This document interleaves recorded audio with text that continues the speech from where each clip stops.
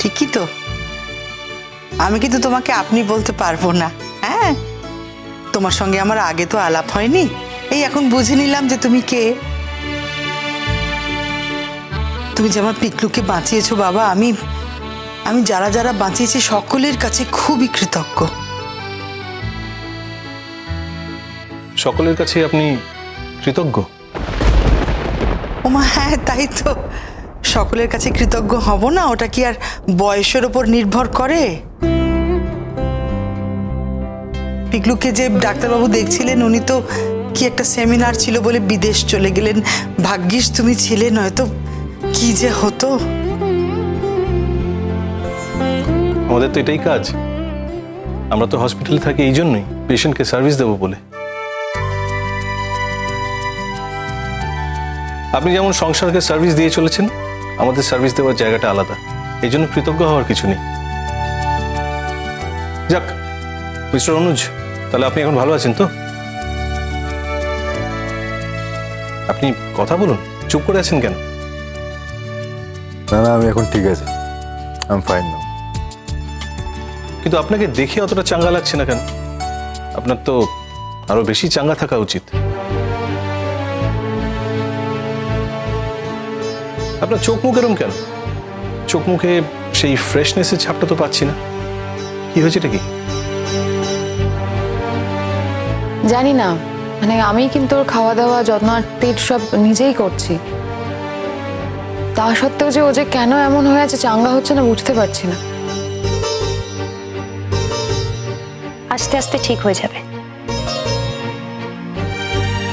কিছু মনে করবেন না।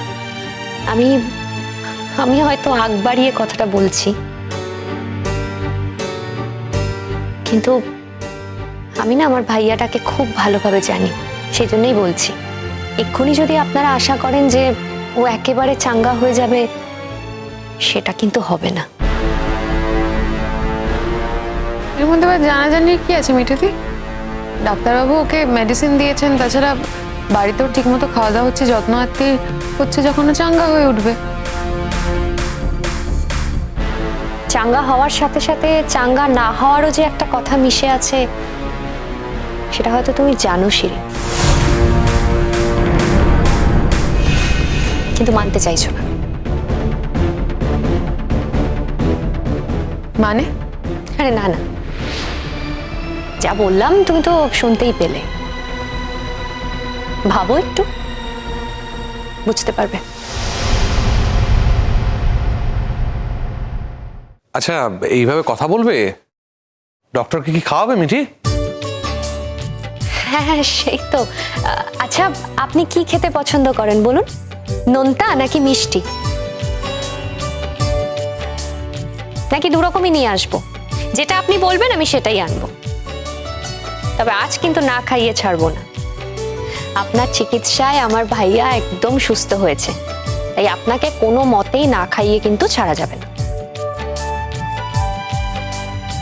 প্রথম কথা, প্রথম থেকে আমি চিকিৎসা করিনি। আর দ্বিতীয় কথা, সমস্ত ক্রেডিট আমার উপর যায় না। আর ডক্টর ছাড়াও পাশে যারা ছিলেন, ক্রেডিট তাদেরও। এখন আপনারা যদি এইসব কথা আমাকে বলেন, তাহলে আমি খুবই এম্বারেসড ফিল করব, আর কখনো আপনাদের বাড়ি আসতেও পারবো না। না না না, আপনার সাথে আমাদের বাড়ির এখন যোগাযোগ থাকবে কিন্তু। হ্যাঁ, আসবেন না মানে এটা কি? আমার এখন প্রচন্ড লজ্জাবোধ হয় জানেন তো। প্রথমে এত বড় একটা মিসআন্ডারস্ট্যান্ডিং হয়ে গেল, তখন তো বুঝতে পারিনি যে আপনার ভেতরের মানুষটা আর বাইরের মানুষটা একদম আলাদা। আমি আপনার নামে কমপ্লেন করে একবার যাতা ব্যাপার। সেই জন্যই হয়তো আজ আপনার এই অ্যানালিসিস, আপনি নতুন করে আমাকে চিনছেন। তবে আমি বলি, আমি মানুষটা উপরে যা, ভেতরেও তা। আমি মানুষটা এরকম। আপনার হয়তো মনে হচ্ছে আমি আমার বাইরেটা খুব কড়া ধাঁচের, ভেতরটা নরম। অ্যাকচুয়ালি তা নয়। আমি সামনে পেছনে ভেতরে বাইরে একদম একরকম লোক। আপনি মুখে বললেই হলো নাকি? আমি বিশ্বাসই করবো না। কোনো ডাক্তার আজকালকার দিনে এইভাবে পেশেন্টের বাড়িতে চলে আসেন? আপনি যে এত ব্যস্ততার মধ্যে এসেছেন, আপনাকে কি বলবো, আমার কোনো ভাষা নেই। আমি কিন্তু আমার স্বার্থে এসেছি। কাল একবার আপনাদের আমার ওখানে যেতে হচ্ছে। কোথায় বলুন তো? আমার বাড়ির কাছে, মানে যতু পার্কে একটা ব্লাড ডোনেশন ক্যাম্প হবে কাল। আমারই একটা এনজিও আছে যারা এই ধরনের নন প্রফিটেবল কাজকর্ম চালায়। কিছু ছেলে মেয়ে আছেন যারা এটা আয়োজন করেছেন, সেই কারণেই আমি ইনভাইট করতে এসেছি। আপনার মতো একজন সাহসী লোক মিস্টার অনুজ এই ব্লাড ডোনেশন ক্যাম্পে যাবেন এবং গিয়ে আপনার কথাগুলো বলবেন, এর চেয়ে ভালো আর কি বা হতে পারে? তাই নাকি? বাহ, আপনি ওকে যোগ্য সম্মান দিলেন। না না না, সম্মান হয়তো আরো অনেকে দেবে, অনেকেই সম্মান দেবে, হয়তো সামনেই প্রশাসন থেকে দেবে, আরো অনেকে দেবে। সারা সপ্তাহ ধরেই এই সম্মান দেওয়া এখন চলবে। কিন্তু ডক্টর, আই মাস্ট সে, আপনি যে সম্মানটা ওকে দিলেন, একজন পেশেন্টকে দিলেন, সেটা বিরল। কারণ আপনি চাইলেই বড় বড় মানুষজনদের ডাকতে পারতেন, কিন্তু সেই সম্মানটা আপনি আমার ভাইকে দিচ্ছেন। এবং আমাদের গোটা পরিবারের তরফ থেকে একজন পেশেন্টকে এই সম্মানটা দেওয়ার জন্য আমি কৃতজ্ঞ। শুধু কৃতজ্ঞ বললে কিন্তু কম বলা হবে, আমরা সত্যি সত্যি অবলাইজড রইলাম। আমরাও চাই ভাইয়া সব জায়গায় যাক আর নিজের এক্সপিরিয়েন্সের কথাগুলো বলুক। যদিও এক্সপিরিয়েন্স আরো অনেকেরই আছে। যে ভেতরে ছিল তার একরকম এক্সপিরিয়েন্স, যে বাইরে ছিল তার ভয়ঙ্কর এক্সপিরিয়েন্স, মানে ভয়ঙ্কর এক্সপিরিয়েন্স থেকেও বেশি। আপনি ঠিক কার কথা বলছেন? না না, বলছি আর কি, এরকম তো হয়। এই যে ওর জন্য যে আমরা টেনশন করেছি, সেটা তো পুরো, তার সঙ্গে কি জীবনের অন্য কোনো টেনশনের কোনো তুলনা হবে? সেই আর কি। আমার কথা বাদ দিন। শোনো শোনো, আজ কিন্তু ভালো করে না খেয়ে যাওয়া চলবে না, বুঝেছো? এখন তুমি যদি আমাকে বলো যে আমি হেভি ব্রেকফাস্ট করে এসেছি, এইসব কথা কিন্তু আমি শুনবো না। ঠিক আছে, সেসব হবে। আসলে আজ আমার বেশি সময় নেই। আপনারা বাড়ির লোকেরাও কিন্তু যেতে পারেন, যদিও সামান্য আয়োজন, কিন্তু আপনারা গেলে আমার ভালো লাগবে। ডক্টর, আপনি যেখানে পারমিশন দিচ্ছেন সেখানে অবশ্যই আমার ভাই যাবে। ওনার যদি বিন্দুমাত্র ক্ষতি হওয়ার সম্ভাবনা থাকতো তাহলে আমি ওনাকে ইনভাইট করতাম না। হ্যাঁ, আর তাছাড়া ওখানে ওর সঙ্গে তো আমি থাকবো। তবে ওখানে যাওয়ার পর যদি ওর কোনো কারণে অস্বস্তি হয় বা শরীর খারাপ লাগে, তাহলে কিন্তু আমি ওকে নিয়ে সঙ্গে সঙ্গে বেরিয়ে আসবো। আগে থেকে আপনাকে বলে রাখলাম। হ্যাঁ, শিওর। আমার মনে হয় না সেই ধরনের অসুবিধার কোনো জায়গা আছে।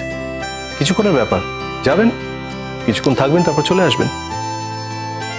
ডক্টর, আমি নিশ্চয়ই আসবো। আমার মনে হয় এরকম একটা কাজের সঙ্গে আমি যদি যুক্ত হতে পারি, আমি হয়তো কিছুটা হলেও আমার বিবেকের তাড়না থেকে মুক্তি পাবো।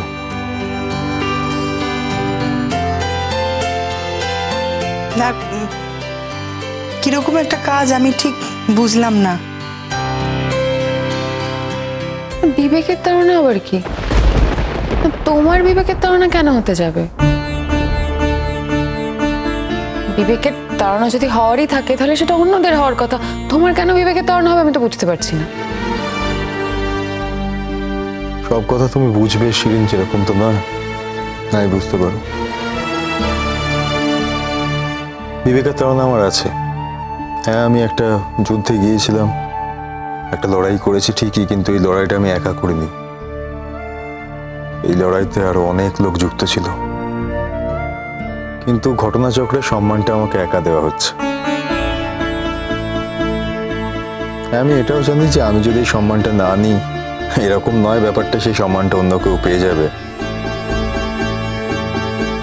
সেই জন্যই বলছিলাম যে এতগুলো মানুষের মধ্যে শুধুমাত্র একজন মানুষকে যদি সম্মান দেওয়া হয়, তাহলে যারা পেলেন না, যে মানুষটাকে সম্মান দেওয়া হলো সে তো জানলো, সেক্ষেত্রে একটা বিবেকের দহন তো তৈরি হয়।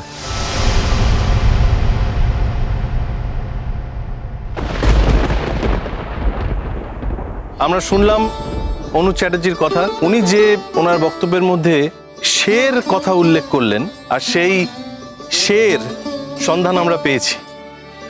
আমি যদি খুব ভুল করে না থাকি, তিনি হলেন গুড্ডি সরকার, যাকে আমরা আজ সংবর্ধনা দেব।